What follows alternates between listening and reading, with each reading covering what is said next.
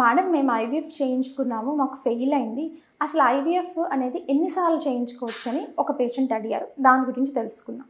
This is doctor Kavya, fertility expert, 49 hospital, Vizag branch. Generally ఏ మెడికల్గా మనం ఒక డ్రగ్ పేషెంట్కి ప్రొవైడ్ చేయాలి అన్నా సరే డిఫరెంట్ కంట్రీస్లో చాలా స్టడీస్ జరుగుతాయి అన్నమాట. ఆ స్టడీస్ని బేస్ చేసుకునే పేషెంట్కి ఇలా ఇవ్వచ్చు, ఇలా చేయొచ్చు అని డాక్టర్ కూడా అర్థం అవడం అనేది జరుగుతుంది.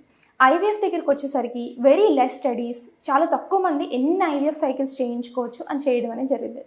ఐవీఎఫ్ సైకిల్స్ అనేవి జనరల్లీ ఒక 3 to 4 ఐవీఎఫ్ సైకిల్స్లో పేషెంట్ కన్సీవ్ అవ్వడం అనేది జరుగుతుంది.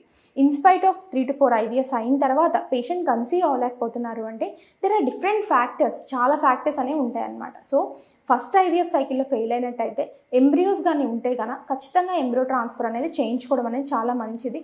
ఒక ఐవీఎఫ్ సైకిల్ ఫెయిల్ అయితే సెకండ్ టైం కూడా ఫెయిల్ అవుతుంది అని ఎంబ్రియో ట్రాన్స్ఫర్ చేయించుకోకపోతే మనకు సక్సెస్ అనేది రాదు.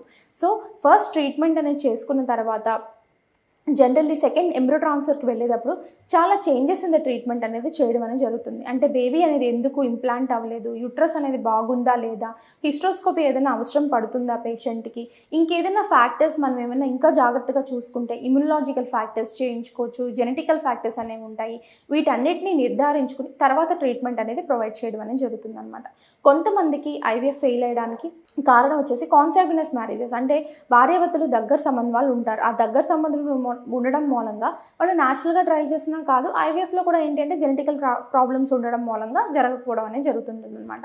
ఈ కైండ్ ఆఫ్ కపుల్స్కి ప్రీజెనెటికల్ టెస్టింగ్, అంటే ప్రీజెనెటికల్ టెస్టింగ్ మనం ఏం చేస్తామంటే ఎంబ్రియో నుంచి ఒక చిన్న ముక్కని బయటకు తీసి ఆ ముక్క పరీక్ష చేయించిన తర్వాత ఆ నార్మల్ ఎంబ్రియోని లోపల పెట్టడం ద్వారా సక్సెస్ అయ్యే అవకాశం 60 to 70% దాకా ఉండే అవకాశం అనేది ఉంటుంది.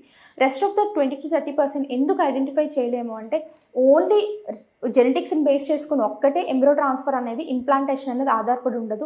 తల్లి గర్భసంచి పైన, తల్లి లోపల ఉండే బ్లడ్ సర్క్యులేషన్ పైన కూడా ఆధారపడేసి ఉంటుందన్నమాట. సో ఈ ఫ్యాక్టర్స్ అన్ని చూసుకున్న తర్వాత మేము ఎంబ్రియో ట్రాన్స్ఫర్ అనేది చేస్తాం అనమాట.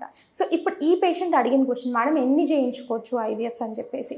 పేషెంట్ కానీ యంగ్ పేషెంట్ అయ్యి ప్రెగ్నెన్సీ వచ్చే వయసు ఉండి ప్రెగ్నెన్సీ అనేది 2-3 సైకిల్స్ అత రాకపోయినా సరే మనం అట్లీస్ట్ ఒక 4 to 5 సైకిల్స్ దాకా కూడా ఎంబ్రియో ట్రాన్స్ఫర్కి ట్రై చేయొచ్చు. ఇది మల్టిపుల్ ఫ్యాక్టర్స్ పైన ఆధారపడి ఉంటుంది. 1, పేషెంట్ యొక్క ఫైనాన్షియల్ కండిషన్స్ కానీ, పేషెంట్ యొక్క మెంటల్ స్టేటస్, అంటే ఎలా తీసుకుంటారు ఎంబ్రియో ట్రాన్స్ఫర్ అనేది, వీటన్నిటిపైన కూడా ఆధారపడేసి ఉంటుందన్నమాట. సో ఓన్లీ ఒక్క ఫ్యాక్టర్ని బేస్ చేసుకుని వెళ్ళొచ్చా వెళ్ళకూడదా అని చెప్పడం అనేది చాలా కష్టము. సో ఈ ప్రాక్టికల్ పాయింట్స్ అన్నిటిని కూడా బేస్ చేసుకుని మనం ఎంబ్రియో ట్రాన్స్ఫర్ అనేది ఫర్దర్గా పేషెంట్కి అడ్వైస్ చేయడం అనేది జరుగుతుందన్నమాట. సో ఇన్ కేస్ మీకు మల్టిపుల్ ఫెయిల్ అయినట్లు అయితే టెక్నాలజీ అనేది చాలా ఇంప్రూవ్మెంట్ అయింది. ఈ టెక్నాలజీని యూజ్ చేసుకుని చాలామంది కపుల్స్ ప్రెగ్నెన్సీ అనేది తెచ్చుకుంటున్నారు. సో ఈ టెక్నాలజీ అనేది ఏ రకంగా ఉంటుందా అని చెప్పేసి నియర్ బై ఫర్టిలిటీ సెంటర్కి వెళ్తే ఖచ్చితంగా మీకు ఎక్స్ప్లెయిన్ చేయడం అనేది జరుగుతుంది.